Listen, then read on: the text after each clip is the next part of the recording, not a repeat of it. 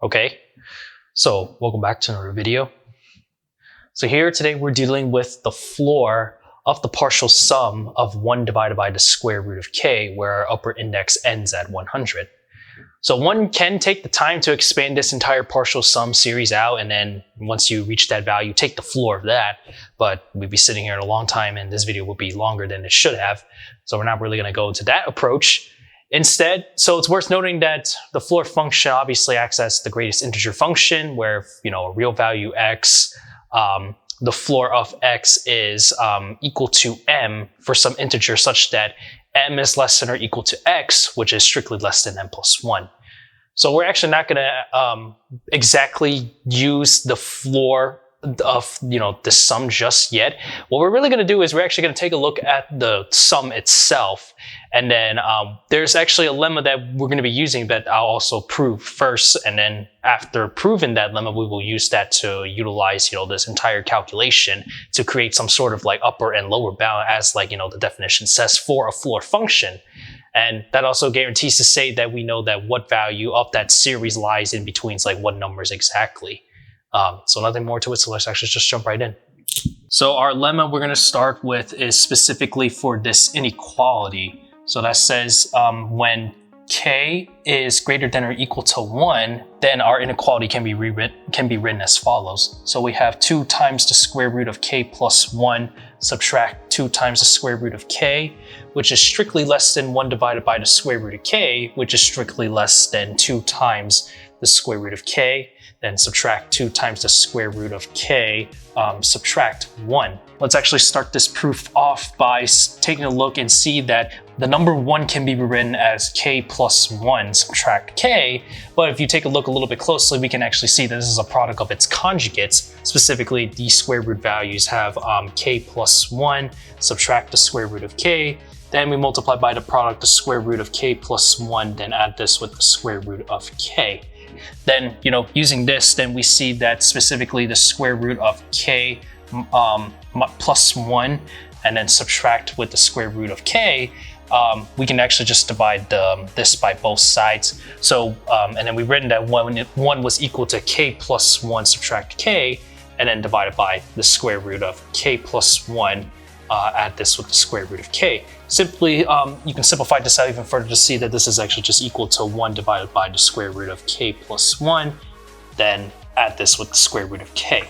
So the left-hand side equals the right-hand side. So it's also worth noting that an observation we can see that the square root of k is strictly less than the square root of k plus 1. So we can actually create this little inequality. So what I'll do is I'll actually multiply 2 to both sides. So we have 2 times the square root of k, but it also makes sense to see that if we take the sum of these two, it's actually going to fall in between the two. And you can actually check this yourself from some, graphing calculator or however technology you want to use this. But it actually lies in between these two values, 2 times the square root of k plus 1. Utilizing this inequality, we can now actually just flip the reciprocal to every single one of these values. That also implies that we have to actually flip our bounds as well, so the inequality signs as well. So doing so, now we would have 1 divided by 2 times the square root of k plus 1, then that's strictly less than 1 divided by the square root of k, add this with the square root of k plus 1. Then strictly less than 1 divided by 2 times the square root of k. So from here, to make things a little bit easier, so how about we actually multiply a 2 from everywhere, so at least that way the 2's from these, the extreme left and extreme right cancel each other out. So just from applying so I'm just going to write this over here, continue on. So we have 1 divided by the square root of k plus 1, then that's less than 2 times the, and then I'm also going to skip, and I'm also going to jump into another step and say that let's actually fix this and multiply its conjugate. So that would actually mean doing so would give us 1 on the denominator. And so we just distributed 2 to that conjugate we just multiplied. So now we would have 2 times the square root of k. Subtract this with the square root of, or actually it's supposed to be 2 times, or when I messed up. This is supposed to be 2 times the square root of k plus 1, and then subtract 2 times the square root of k. then we say that it's less than 1 divided by the square root of k. Now, what we can do here is let's actually take a look at specifically this inequality from the left and the middle. So let me actually switch to another marker here. This will actually give us some sort of lenience to see what the bounds actually fall in between. But also, by doing so, we're actually going to do a little bit of replacement. So we see that specifically 1 divided by the square root of k plus 1 is less than 2 times the square root of k plus 1 subtract 2 times the square root of k. So simply, we can actually just replace the k plus 1 with k, and so simply we form this new inequality, which is still preserved the same.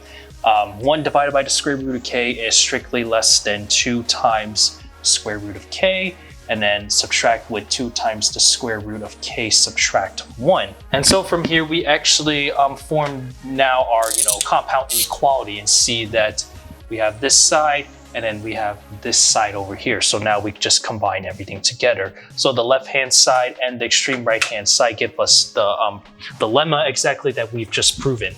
And so therefore, we see that specifically 2 times the square root of k plus 1 subtract 2 times the square root of k is strictly less than 1 divided by the square root of k. This is coming from this side over here, and then we just combine this with this side over here, which is less than 2 times the square root of k, then subtract 2 times the square root of k minus 1.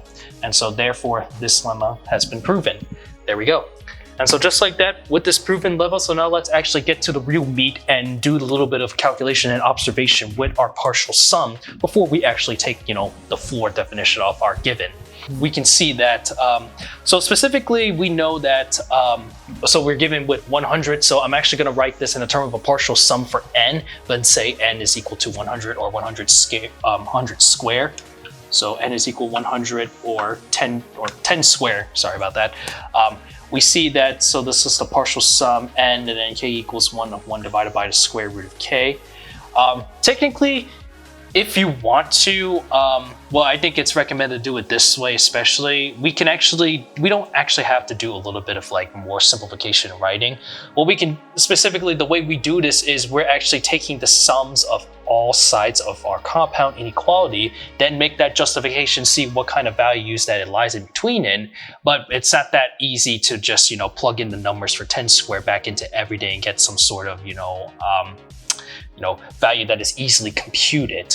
So this is why we want to do a little bit of re-indexing to help this. If you have some sort of calculator, or if you're using Desmos or whatever, Wolfram Alpha, Symbol Lab, whichever, if you do the calculation, of course, that's going to give you the values easily. You can see what it lies in between. But let's say that's not the case, and we actually have to do this by hand.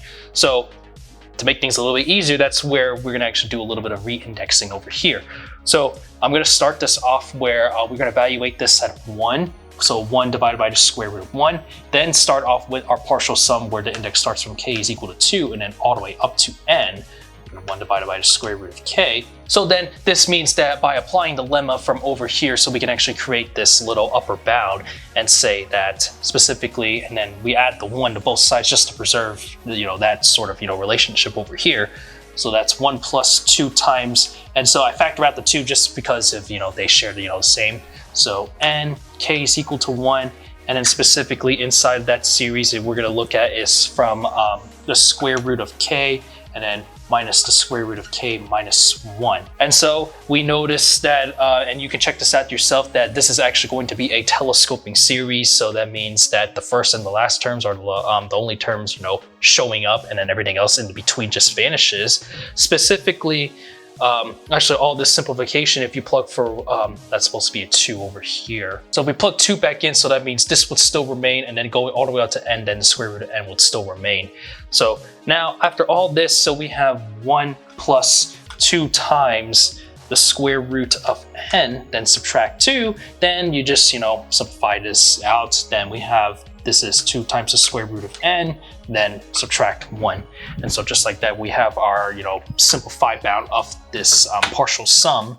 So that's to say that this is going to equal this, and that says that this bound is less than this. So now let's actually go into one more detail, and that is to deal with the lower bound of, our partial sum.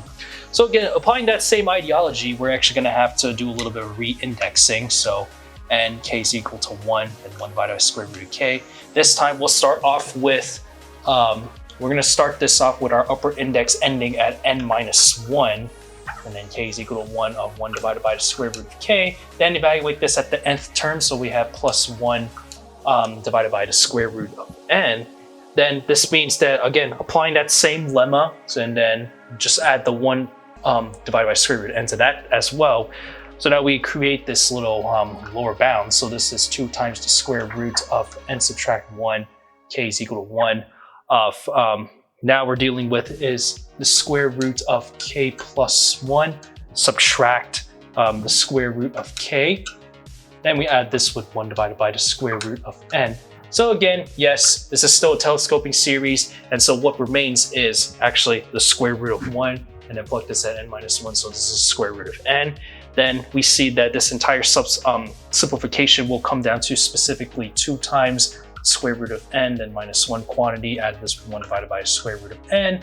Distribute this out even further and simplify that we have 2 times the square root of n, subtract 2, add this with 1 divided by the square root of n. And so with that, we see that this is going to equal this over here equals to this.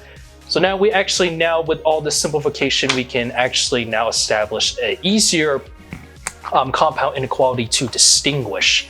So in other words, we see that the following over here, the 2 times the square root of n minus 2, add this with 1 divided by the square root of n, is strictly less than this, hold on, I gotta write this a little lower, 1 sec. 2 times the square root of n minus 2, add this with 1 divided by square root of n, strictly less than our partial sum n, k is equal 1, 1 divided by square root of k, which is less than over here, or right here, the square root of, or 2 times the square root of n, and then subtract 1. And so we see that we know that n is equal to 100, or 10 square, our upper bound. So now all we have to do now is actually just plug in the value for 10 square onto these extreme right and the extreme left to see where the value lies in between. So for n equals 10 square, so then we see that if we plug 10 or 100, 10 square or 100 into everything for n from right and left, so the value we would have is 2 times 100, or square root of 100, so 2 times 10 is 20, minus 2, 18, plus 1 over 10, so that's 18.1, which is less than our partial sum again, k is equal 1, 1 divided by square root of k. Then we just plug in 100 over here, so 2 times 10, 20, then minus 1, so 19. And so we know that this partial sum specifically is going to fall in between these 2 values over here. Easy enough, by applying the definition of the floor function, and since we know that the 2 numbers, or the partial sum is in between these 2 numbers, we just have to take the floor of our center, and obviously we see that floor function has to be the answer of an integer, and we see that the floor of the partial sum, or rather from k is equal 1 to 100 of 1 divided by the square root of k, is indeed just going to equal 18. And just like that, we are done. We have found our value of the floor. And so this completes, the calculation that we are trying to solve. So no need to actually go through all those, expansion. I mean, feel free if you want to, but that's just gonna, make things longer, waste of time, and whatever works for you. But that's what it comes down to. So yeah, that's pretty cool if you ask me.